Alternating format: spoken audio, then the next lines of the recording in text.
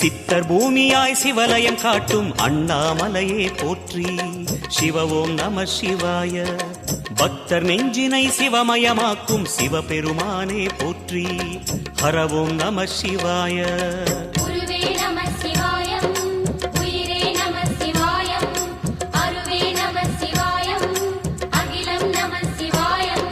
நம சிவாய நம சிவாய ஓம் நம சிவாய. நம சிவாய நம சிவாய ஓம் நம சிவாய.